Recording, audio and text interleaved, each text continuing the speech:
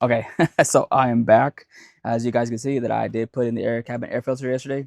Damn, it's dirty. Sheesh. Make sure you always follow the instruction. This side says stay up and then insert it this way. So I'm gonna try the best I can to get all this done. I mean, the sun is coming out, but hopefully it doesn't rain again. As you guys can see, the leaves behind me just like straight up just go crazy fast because it's quite windy. But we're gonna be doing the engine filter, the mass airflow sensor cleaning, and as well as the throttle body. Unfortunately, I do not have the gasket for the throttle body, so I won't be taking it out completely. I won't be dismantling it, but I will definitely be cleaning out the surface areas and try to get as much gunk out that I can. I know it's going to be quite filthy, so let's get to it. Also, whenever you're doing any type of work on any kind of electrical, always good to disconnect the battery. Gonna get my flathead in here, swap this out right quick. So this is an actual K&F, but it's the oiled one, and I'm not a big fan of those. I 100% am not gonna lie to you.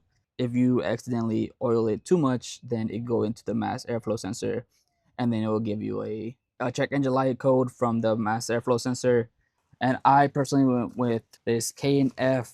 I believe it is the so it says right here. It is the RU 3101 HBK. As soon as I said that, Shawn Michaels music started playing in my head. So I had to take out the complete housing here for the engine air filter. But in my case, I put a microfiber towel in there just in case nothing goes in because I do not want anything to go in there. So I had to disconnect this relay pump. Guys, the new one's in. I just gotta tighten this up. Well, all three clamps, to be honest, I took it apart completely. And guys, compared to the old one, what do you guys think? Next up, just removing the engine cover. It's a 10 millimeter, nothing crazy. I mean, Toyota did make a lot of things very simple, to which, of course, every car guy loves that. So I decided I'm gonna take off the whole entire cold air intake, and I already moved those two clamps there. Alrighty, let's see here. Alright, there goes one side. You guys can tell that she is a bit dirty. I'm gonna put a microfiber towel in there so I'll cover it up. I'm trying to be very careful. I did get one off on top, but the bottom one, the bottom one is kind of being tricky a little bit. These are, I forgot the name of it, the term of it. I'll put down right here in the text. They're specialized Japanese screws. Like you need an actual Japanese screwdriver. But I got my old faithful snap-on. She's stuck. Yeah, she is dirty. Poor girl. Let's clean her up. I just laid down some cardboard. Just started spraying away. Make sure it's all clean and good. For me right now, it's quite windy, so it does help dry it off a little bit faster. And of course, I personally only use CRC, generally the best automotive cleaner for your parts. And I visually inspect the gasket. It looks well. Doesn't look like any rips or tears. All right, let's add her back on where she belongs. All right, put the mass airflow sensor back on. It looks flushed. Everything looks clean. All right, to connect back to the connector here.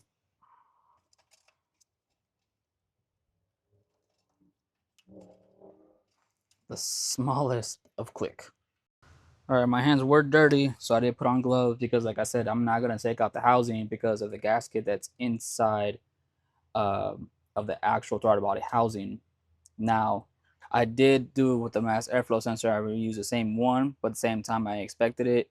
Make sure nothing was like I had cracks or tears.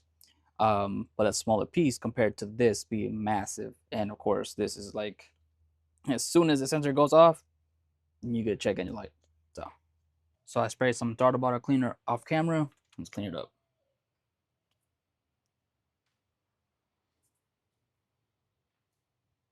Yeah, that oh man, she dirty.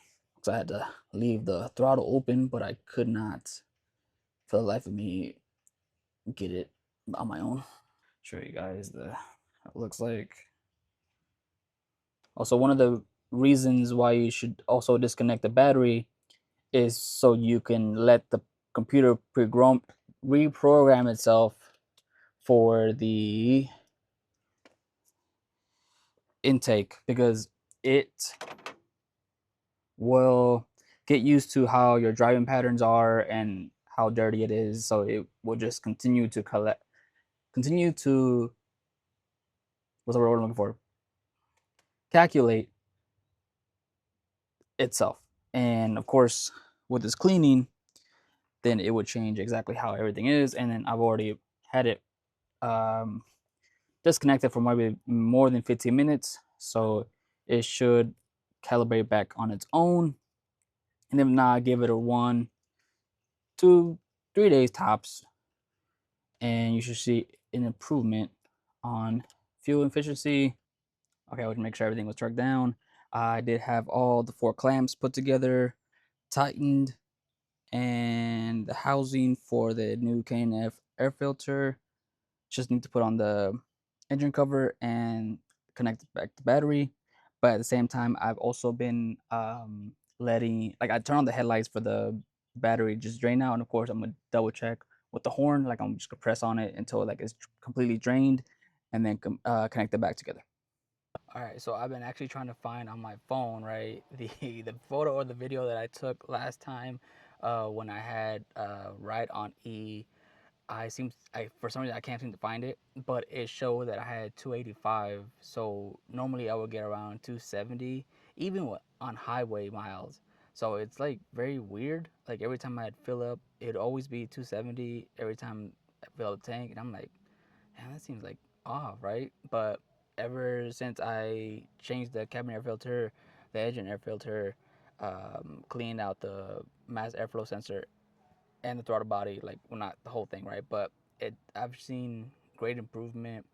I'm gonna show you guys how much it is at now. Showing just a bit tad under the quarter tank, and it is showing that it has 229.2 miles that I've already put on. Normally, to be honest, once it gets to the quarter, it shows that it only has 200. But already almost at 30 miles over what I would normally get. That's a great improvement.